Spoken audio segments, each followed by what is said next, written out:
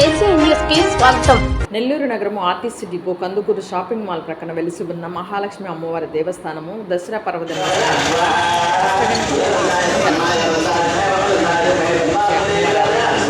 అష్టగణపతి విగ్రహ ప్రతిష్ఠ అనంతరము వేద పండితులు హోమం నిర్వహించారు. అష్టగణపతి విగ్రహ ప్రతిష్ఠ సందర్భంగా భక్తులు అధిక సంఖ్యలో పాల్గొన్నారు. దసరా పర్వదినం సందర్భంగా అమ్మవారి దేవస్థానంలో భక్తులు అధిక సంఖ్యలో పాల్గొని ప్రత్యేక పూజలు నిర్వహించారు. సందర్భంగా ఆలయ కమిటీ సభ్యులు మాట్లాడుతూ కోరిన కోరికలు తీర్చే మహాలక్ష్మి అమ్మవారి దేవస్థానంలో అష్టగణపతి విగ్రహ ప్రతిష్టను అత్యంత వైభవంగా నిర్వహించే వేద పండితులచే హోమం నిర్వహించామన్నారు.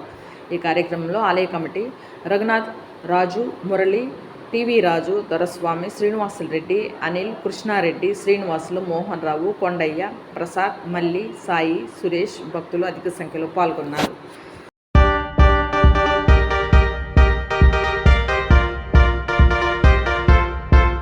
అందరికీ నమస్కారం. ముందుగా విజయదశమి శుభాకాంక్షలు. నా పేరు అనిల్ బాబండి. ఇక్కడ కొన్ని సంవత్సరాలుగా శ్రీ శ్రీ మహాలక్ష్మి అమ్మవారు దేవస్థానం ఉన్నది.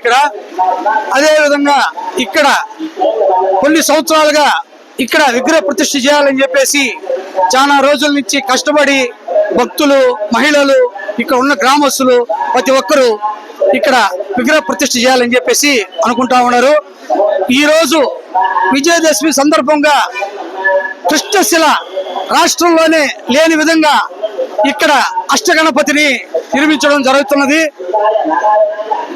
ఇక్కడికి వచ్చి భక్తులు మహాలక్ష్మి అమ్మవారి కాడికి వచ్చి ఆరోగ్య పరంగా కానీ, ఉద్యోగ పరంగా కానీ, చదువు పరంగా కానీ వాళ్ళ కోరికలన్నీ తీరడం అనేది జరుగుతూ ఉంది.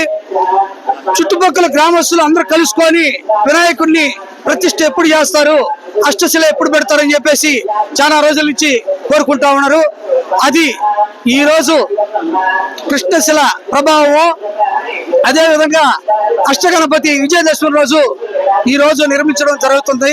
శిలా ప్రతిష్ఠ కూడా జరుగుతూ ఉంది. భక్తులందరూ వచ్చి వాళ్ళ కోరికల్ని తీర్చుకుంటా ఉన్నారు.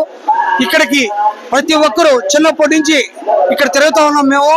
ప్రతి ఒక్క భక్తులు, మహిళలు, ప్రతి ఒక్కరూ అందరూ కలుసుకొని ఈ కార్యక్రమాన్ని దిగ్విజయం చేసిన దానికి సంతోషంగా అవుతుంది.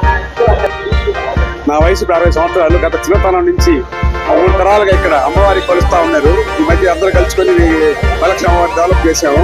మేము అందరూ వచ్చిన భక్తుల కోరిక మేరకు శ్రీ గణపతి శిల ఏకశిల పెట్టవాలని నిర్ణయించుకొని వాళ్ళు పెట్టడం జరిగింది. అందరి కోరిక నెరవేరుతున్నాయి కాబట్టి అందరూ కలుసుకొని 64 అందరూ కలిసి నిర్ణయం తీసుకున్నారు.